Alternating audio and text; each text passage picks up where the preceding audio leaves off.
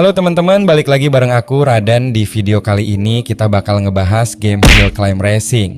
Kali ini aku bakal coba ngerating semua kendaraan yang ada di game ini dari yang paling jelek sampai yang paling bagus. Ada 3 aspek yang bakal aku nilai, yaitu mobilitas, desain, dan ketahanan. Jadi nanti setiap kendaraan bakal dapat penilaian berdasarkan 3 aspek tersebut sebelum akhirnya masuk ke peringkat akhir. Langsung aja kita mulai dari kendaraan pertama. Hill Climber. Mobil ini termasuk tipe convertible, jadi nggak punya atap di bagian atas. Karena itu, risiko Bill buat mati bakal lebih besar kalau mobil ini sampai terbalik. Kalau dilihat dari ukuran bodinya, mobil ini tergolong standar. Kecepatannya juga biasa aja, nggak terlalu kencang tapi nggak lambat juga. Ukuran bannya pun normal seperti mobil pada umumnya. Dipakai di map yang landai, mobil ini cukup nyaman. Buat map yang agak curam juga masih oke, asalkan nggak terlalu ekstrem. Soalnya ground clearance mobil ini rendah banget. Jadi kalau ketemu tanjakan yang terlalu curam, bagian bawah mobil bakal nyangkut dan akhirnya nggak bisa jalan. Ya, namanya juga kendaraan pertama di game. Hampir semua aspeknya serba biasa aja. Nggak ada yang benar-benar menonjol, tapi juga nggak ada kekurangan yang fatal. Karena itu, aku taruh mobil ini di tier B, motocross. Kalau buat gue, motor ini sebenarnya salah satu kendaraan paling fleksibel di game ini.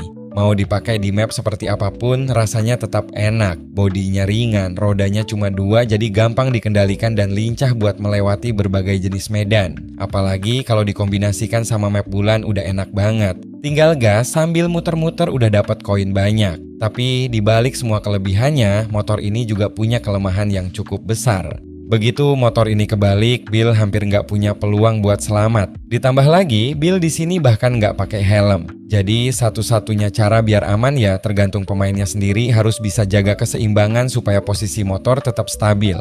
Aku taruh di tier S. Monster Truck. Truk monster warna oranye ini bisa dibilang jagonya kalau dipakai di medan yang curam.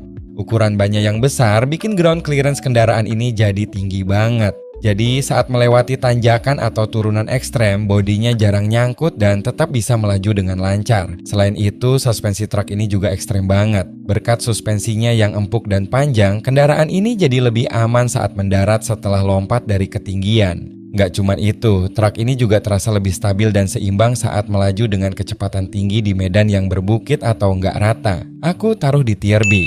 Traktor. Sesuai namanya, kendaraan ini memang rasanya lebih cocok dipakai di sawah daripada di medan ekstrim. Gimana nggak, ukuran ban depan dan belakangnya beda jauh banget.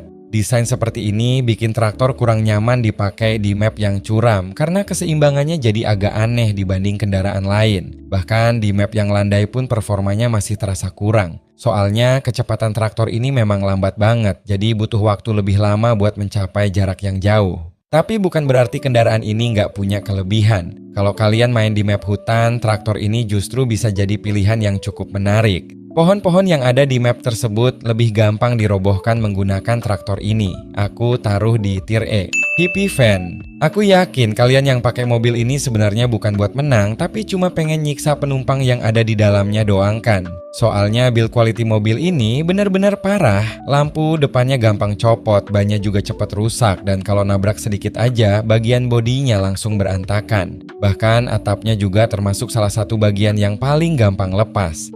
Nggak heran kalau banyak pemain yang pakai mobil ini cuma buat lihat penumpangnya mental kemana-mana. Dari segi performa, mobil ini juga nggak terlalu istimewa. Tenaganya biasa aja, bahkan mesinnya terasa cepat kehilangan tenaga saat dipaksa menanjak. Akibatnya, kendaraan ini lumayan kesulitan kalau harus menghadapi map dengan tanjakan yang cukup curam. Masalahnya nggak berhenti di situ. Ground clearance mobil ini juga rendah banget. Jadi, saat melewati medan yang banyak tonjolan tajam atau tanjakan patah-patah, bagian bawah mobil sering nyangkut dan bikin laju kendaraan terganggu. Aku taruh di tier C. One wheeler. Jujur aja, ini salah satu kendaraan yang paling jelek di game. Satu-satunya kelebihan yang bisa dibanggakan cuma konsumsi bahan bakarnya yang irit. Selebihnya bisa dibilang cukup menyiksa buat dipakai. Masalah utamanya ada di posisi Bill yang terus condong ke depan saat kendaraan ini berjalan. Akibatnya, kendaraan ini jadi gampang banget nyungsep kalau kalian nggak hati-hati saat mengatur gas dan posisi kendaraan. Karena karakteristiknya seperti itu, kendaraan ini kurang cocok dipakai di medan yang berbukit atau banyak tanjakan. Sedikit salah posisi aja, bagian depannya bisa langsung menghantam tanah dan bikin perjalanan berakhir lebih cepat. Jadi menurutku kendaraan ini cuma cocok dipakai di map yang landai dan lurus-lurus aja, seperti highway misalnya. Di sana, kelemahannya nggak terlalu terasa dan kelebihan hemat bahan bakarnya bisa lebih dimanfaatkan. Aku taruh di tier D.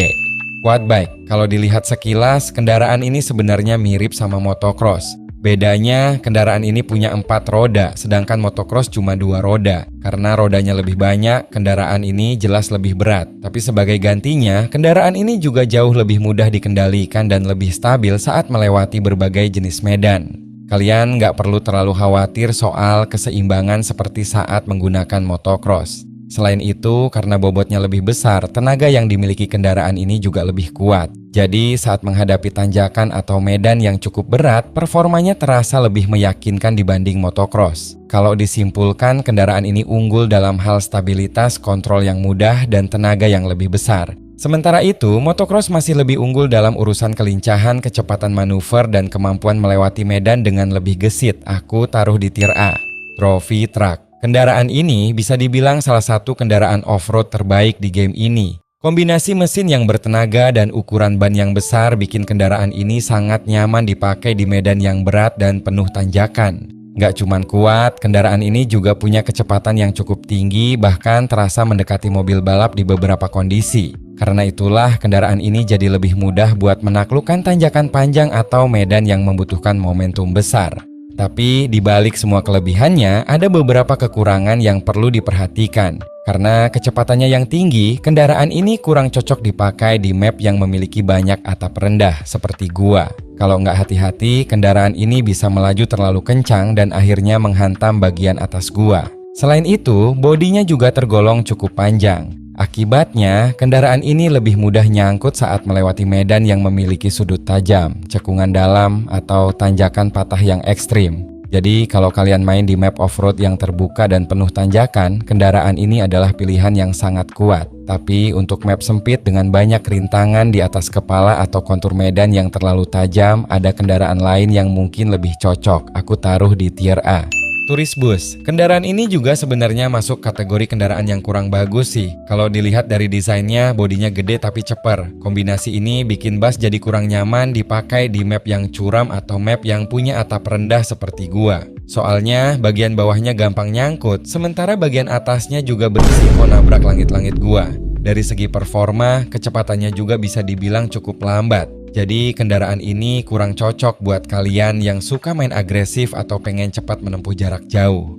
Menurutku, bus ini lebih cocok dipakai di map yang landai dan lurus seperti highway karena kelemahannya nggak terlalu terasa di sana. Yang bikin makin kurang menarik, harga kendaraan ini juga cukup mahal, yaitu 200.000 koin. Dengan harga segitu, masih banyak kendaraan lain yang performanya lebih baik dan lebih fleksibel untuk berbagai map.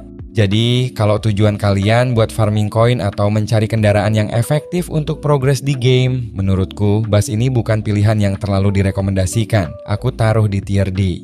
Race Car. Mobil balap yang mirip sama mobil F1 ini memang paling cocok dipakai di map yang landai. Soalnya kalau dilihat dari desainnya, ground clearance mobil ini tipis banget. Akibatnya, kendaraan ini gampang nyangkut atau bahkan kebalik kalau dipakai di map yang banyak tanjakan, turunan tajam, atau kontur medan yang nggak rata. Tapi, begitu dibawa ke map yang datar seperti highway, barulah potensi aslinya keluar.